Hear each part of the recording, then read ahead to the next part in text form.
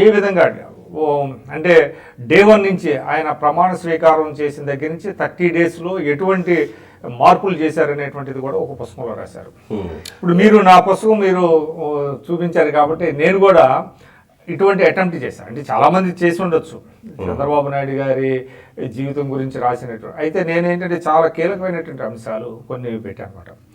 ఇప్పుడు మళ్ళీ మనకు పివి నరసింహారావు గారిది వదిలేస్తే 95లో చంద్రబాబు నాయుడు గారు సీఎం అయ్యే నాటికి కూడా రాష్ట్ర ఆర్థిక పరిస్థితి పూర్తిగా ఒట్టిపోయినటువంటి పరిస్థితి. అంటే జీతాలు కూడా 91లో దేశంలో ఉన్నటువంటి పరిస్థితి రాష్ట్రంలో అది మనకి రిపీట్ అయింది. ఉమ్మడి ఆంధ్రప్రదేశ్ ముఖ్యంగా ఏంటంటే ప్రభుత్వ ఉద్యోగులకి టెన్షన్గా 1వ తారీఖు జీతాలు ఇస్తారు కదా, అటువంటి జీతాలు ఇచ్చేటువంటి పరిస్థితి లేదు. మీకు ఏంటంటే పెన్షన్లు వీటికి ఎక్కువ మొత్తం బడ్జెట్లో నిధులన్నీ కూడా దానికే సరిపోతున్నాయి తప్ప మీకేంటంటే ఇతరత్ర అంటే సంక్షేమానికి నిధులు లేవు. తర్వాత మీకు మూలధన వ్యయం అంటాం కదా, మూలధన వ్యయానికి కూడా డబ్బులు లేనటువంటి పరిస్థితి, అంటే బడ్జెట్లో నిధులు లేనటువంటి పరిస్థితుల్లో ఆయనకి రాష్ట్ర పగ్గాలు అటువంటి పరిస్థితుల్లో ఆయన స్వీకరించారు. అప్పుడు మీరు అన్నట్టుగా చాలా చక్కగా చెప్పారు. ఆయనకి ఎన్టీ రామారావు గారి లాగా గ్లామర్ లేదు, ప్రజాకర్షణ లేదు, బట్ ఆయనకి ఒక దృఢ సంకల్పం ఉంది. ఏదైనా ఒకటి పట్టుకుంటే దాన్ని సాధించే వరకు ఆయన విశ్రమించడు. అటువంటి గుణగణాలు అటువంటి క్వాలిటీస్ ఆయనలో ఉన్నాయి. అయితే ఆయనకి ఏంటంటే ఆ రోజు పార్టీలో చాలా ఆయన పార్టీ శ్రేణుల విశ్వాసం ఉంది. అంటే చంద్రబాబు గారి నాయకత్వం మీద తెలుగుదేశం పార్టీలో సంపూర్ణమైనటువంటి విశ్వాసం ఉన్నది. అటువంటి పరిస్థితుల్లో ఆయన ఏంటంటే అనేక స్టెప్స్ 1 by 1 తీసుకుంటూ వచ్చారు. ముఖ్యంగా ఏంటంటే ఆ రోజు ఏపీ ఎకనామిక్ రీస్ట్రక్చరింగ్ ప్రాజెక్ట్ అని ఒకటి తీసుకున్నారు. దాని ద్వారా ఏంటంటే 18,000 కోట్లు, దాదాపుగా 18 ఆడ్ నంబరు 18,000 కోట్లు ఆయన తీసుకొచ్చారు.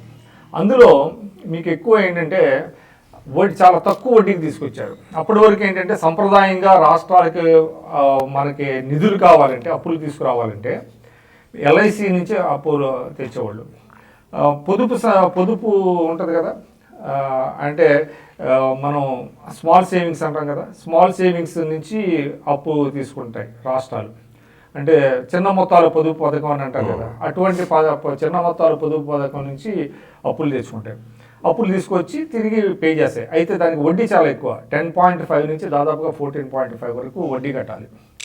ఈ రకంగా ఎల్ఐసి నుంచి కానీ స్మాల్ సేవింగ్స్ నుంచి కానీ తెచ్చుకున్నప్పుడు. అయితే చంద్రబాబు నాయుడు గారు ఏం చేశారంటే ఏపీ రీస్ట్రక్చరింగ్ ప్రాజెక్టుకి సంబంధించి 18,000 కోట్లు మీకు విదేశీ రుణాలు తెచ్చారు. ఆ విదేశీ రుణాల్లో కూడా ఏంటంటే దాదాపుగా 45% వరకు గ్రాంట్స్ అన్నమాట, అంటే you need not to pay.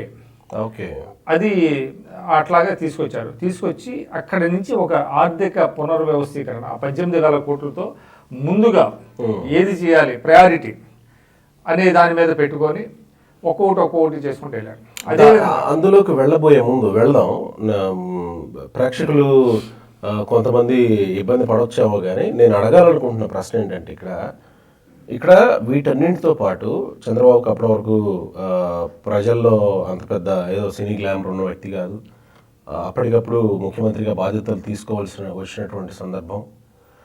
అయితే ఆ సందర్భంలో ఆయన మీద వచ్చినటువంటి ఆరోపణలు కూడా ఉన్నాయి. వాటన్నింటినీ తట్టుకుని ఇవన్నీ చేస్తూ పరిస్థితి. ఒకవైపు ఎన్టీ రామారావు గారికి అప్పుడు బతికే ఉన్నారు కదా ఆయన,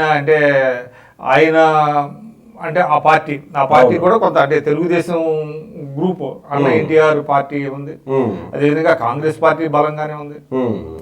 తర్వాత అప్పుడు కమ్యూనిస్టులు చంద్రబాబు గారితోనే ఉన్నారు. ఎప్పుడు చంద్రబాబు గారితో కమ్యూనిస్టులు అంటే ఆయన బీజేపీతో 99లో బీజేపీతో జత కట్టిన తర్వాత కమ్యూనిస్టులు దూరం అయ్యారు. ఇక అక్కడి నుంచి కమ్యూనిస్టులు ఆయన మీద ధ్వజమెత్తడం మొదలు. అంటే ఆ సందర్భంలో ఆయన ఈ సందర్భాన్ని ఎట్లా హ్యాండిల్ చేశారు అని, అంటే ఆయన మీద వస్తున్న ఇప్పటికే కొంతమంది మాట్లాడేటువంటి వెనుపోటు అనేటువంటి ఆ సందర్భాన్ని ఎట్లా హ్యాండిల్ చేశారు అది జరుగుతానే ఉన్నది. అది దాని మీద అంటే ఆయన ఒకటండి విమర్శల గురించి పెద్దగా ఆయన వరి అవడు. ఓకే. కాకపోతే ఏంటంటే ఆ విమర్శకి మనం ఏదైనా ఒక విమర్శ చేసినప్పుడు దానికి సంబంధించింది కరెక్ట్గా ప్రజలకు తీసుకెళ్ళాలి అనేది చెప్తారు, పార్టీ నేతలకి చెప్తారు అన్నమాట. అంటే ఏ సందర్భంలో ఎన్టీ రామారావు గారిని దించాల్సి వచ్చిందో అందరికీ తెలుసు, కానీ కొంతమంది కావాలని పనిగట్టుకొని ఆయన మీద వ్యతిరేకంగా రాసేవాళ్ళు. కాకపోతే దాని మీద ఆయన వర్రీ అవ్వాలి. ఓకే. ఆయన ఏంటంటే ఒక ఏకాగ్రతతో రాష్ట్ర ఆర్థిక పరిస్థితిని పునర్వ్యవస్థీకరించాలి అనే దాని మీద వెళ్ళారు. ఆయన రాగానే ఏం చేశారు, ముందు పరిపాలన అంటే వ్యవస్థని మార్చడానికి ముందు ప్రయత్నించారు. అంటే ముందుగా మీకు ఏంటంటే ఆకస్మిక తనిఖీలను పెట్టారు. అంటే అప్పుడు ఆ సందర్భంలో ప్రభుత్వ కార్యాలయాల్లో సరిగ్గా పనిచేసేవాళ్ళు కాదు. చిన్న ఉదాహరణ ఏంటంటే మీకు సెక్రటేరియట్లో కొంతమంది ఫ్యాన్ పైన తిరుగుతూ ఉంటుంది, కళ్ళజోడు తీసుకొచ్చి అది ఓపెన్ చేసి అక్కడ పెడతారు, పెట్టి క్యాంటీన్ల దగ్గర ఉండేవాళ్ళు. అంటే మనిషి ఉన్నాడు ఇప్పుడే పక్క వెళ్ళాడు అని చెప్పడం కోసం. ఆయన గంటల తరబడి రారు, ఎప్పుడు వస్తారో తెలియదు. అటువంటి సమయంలో వాళ్ళలో ఒక జవాబుదారీతనం తీసుకురావాలి ప్రభుత్వ కార్యాలయాల్లో అని చెప్పి ఆయన ఆకస్మిక తనిఖీలను పెట్టారు. ఆ ఇన్స్పిరేషన్ తోనే ఒకే ఒకడు సినిమా వచ్చింది, శంకర్ ఒకే ఒకడు సినిమా, అర్జున్ సినిమా. అప్పుడు ఏంటి ఇప్పుడు అవన్నీ కొత్త కాకపోవచ్చు కానీ అప్పట్లో చాలా కొత్త. ఆయన సడన్ గా ఎక్కడికి వెళ్తారో తెలియదు, ఏ జిల్లా ఏ ప్రభుత్వ కార్యాలయానికి వెళ్తారో తెలిసేది కాదు. అట్లానే సెక్రటేరియట్ లో కూడా ఆయన కొన్ని సెక్షన్స్ కి వెళ్ళేవాళ్ళు. ఆయన సమతా బ్లాక్ లో ఉండేవారు, 4th floor లో సీఎంగా. ఆయన కొన్ని సందర్భాల్లో సెక్రటేరియట్లో చాలా కార్యాలయాలని సందర్శించినటువంటి పరిస్థితి. అందువల్ల అప్పుడు వెంటనే ఏమైందంటే వాళ్ళు ఒక జవాబుదారీతనం వచ్చింది. కొంతమందిని ఒకళ్ళిద్దరిని సస్పెండ్ కూడా చేశారు. దాంతో టెన్షన్గా అందరూ రావటం అదంతా జరిగింది.